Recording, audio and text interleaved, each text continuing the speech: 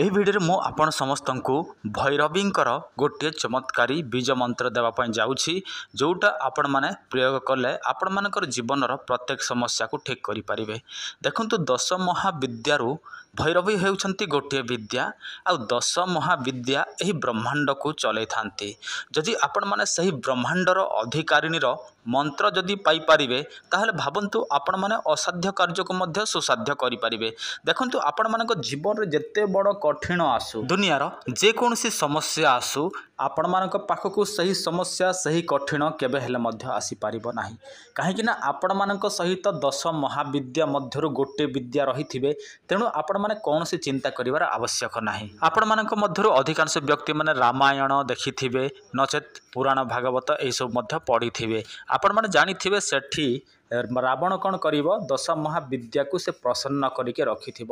ଯେଉଁ ସମୟରେ ଯୁଦ୍ଧ ହେବ, ରାମ କ'ଣ କରିବେ, ତାଙ୍କୁ ତୀର ମାରିବେ। ତା ଛଡ଼ା ଆମର ରାମଙ୍କ ସେନା ରାବଣ ଉପରେ ଅନେକ ପ୍ରକାରର ଘାତ ପ୍ରତିଘାତ ଏହିସବୁ ଅସ୍ତ୍ରଶସ୍ତ୍ର ଚଲେଇବେ। କିନ୍ତୁ 10 ମହାବିଦ୍ୟା ରାବଣର ଆଗରେ ରୁହନ୍ତି। ତେଣୁ ରାବଣ ପାଖକୁ କୌଣସି ଅସ୍ତ୍ରଶସ୍ତ୍ର ଯାଇପାରେ ନାହିଁ। ସେମିତି ଯଦି ଆପଣମାନେ ମୁଁ ଯେଉଁ ମନ୍ତ୍ର ଦେବି ସେହି ମନ୍ତ୍ରକୁ ବ୍ୟବହାର କରିବେ, ତାହେଲେ ଆପଣମାନଙ୍କ ପାଖକୁ କୌଣସି ଜିନିଷ ପହଞ୍ଚି ପାରିବ ନାହିଁ, ଯେଉଁଟାକି ଆପଣମାନଙ୍କର କ୍ଷତି କରିବ। ସେମିତି କୌଣସି ଜିନିଷ ଆପଣଙ୍କ ପାଖକୁ ପହଞ୍ଚି ପାରିବ ନାହିଁ। କେବଳ ମାତ୍ର ଆପଣମାନେ ଏହି ମନ୍ତ୍ରଟିକୁ ପ୍ରତିଦିନ ଶ୍ରଦ୍ଧା ବିଶ୍ୱାସର ସହିତ ସ୍ନାନ ପରେ ଜପ କରିବେ, ତାହେଲେ ନିହାତି ଭାବରେ ଆପଣମାନଙ୍କର ଅସାଧ୍ୟ କାର୍ଯ୍ୟକୁ ମଧ୍ୟ ସୁସାଧ୍ୟ କରିପାରିବେ। ଦେଖନ୍ତୁ, ଏହାଦ୍ୱାରା ଆପଣମାନେ ଯାହା ଇଚ୍ଛା ତାହା ପ୍ରାପ୍ତ ମଧ୍ୟ କରିପାରିବେ। କେବଳ ମାତ୍ର ଆପଣମାନଙ୍କୁ ମନ୍ତ୍ରକୁ ଠିକ୍ ଭାବରେ ପ୍ରୟୋଗ କରିବାକୁ ପଡ଼ିବ।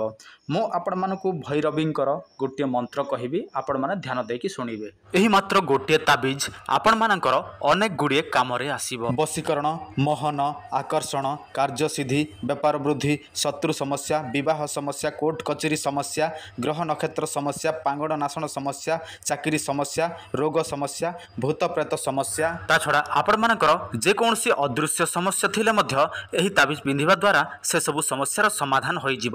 ଆପଣମାନଙ୍କୁ ଦରକାର ଥିଲେ ଆପଣମାନେ ଆମ ସହିତ ଯୋଗାଯୋଗ କରନ୍ତୁ। ଆପଣମାନଙ୍କୁ 7-8 ଦିନ ମଧ୍ୟରେ ଏହା ବାଇପୋଷ୍ଟ ମାଧ୍ୟମରେ ମିଳିଯିବ। ଦେଖନ୍ତୁ, ଆପଣଙ୍କ ମୋବାଇଲ ସ୍କ୍ରିନ୍ରେ ମନ୍ତ୍ର ଦେଖାଯାଉଛି, ଓମ୍ ହ୍ରିଂ ଶ୍ରୀଂ କ୍ଲିଂ ଭୈରବୈ ନମଃ। ଏହି ମନ୍ତ୍ରଟିକୁ ଆପଣମାନେ ଭଲ ଭାବରେ ମୁଖସ୍ଥ କରିବେ। ଦେଖନ୍ତୁ, ଏଇଟା ହେଉଛି ସବୁଠାରୁ ଶକ୍ତିଶାଳୀ 10 ମହାବିଦ୍ୟାଙ୍କର ଗୋଟିଏ ବିଦ୍ୟା ମନ୍ତ୍ର।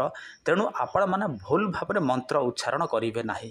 ଯଦି ଭୁଲ ଭାବରେ ଉଚ୍ଚାରଣ କରନ୍ତି, ତାହେଲେ ଆପଣମାନଙ୍କର କ୍ଷତି ହେବ।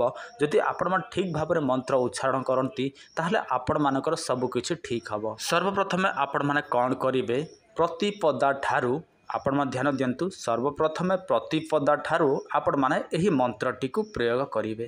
ଆପଣମାନେ ବ୍ରହ୍ମ ମୁହୂର୍ତ୍ତରୁ ସ୍ନାନ ଇତ୍ୟାଦି କର୍ମ କରିବେ ଏବଂ ଏହି ମନ୍ତ୍ରଟିକୁ ପ୍ରତିଦିନ ଆପଣମାନେ 108 ସଂଖ୍ୟାରେ ନଚେତ୍ 1008 ସଂଖ୍ୟାରେ ଜପ କରିବେ। ଯେବେ ଆପଣମାନଙ୍କର 21 ଦିନ ପୂର୍ଣ୍ଣ ହେବ, ସେହିଦିନ ଆପଣମାନେ କ'ଣ କରିବେ, ବିଭିନ୍ନ ପୂଜା ସାମଗ୍ରୀ ଷୋଡ଼ଶ ଉପଚାରରେ ଆପଣମାନେ ଭୈରବୀଙ୍କୁ ପୂଜା କରିବେ।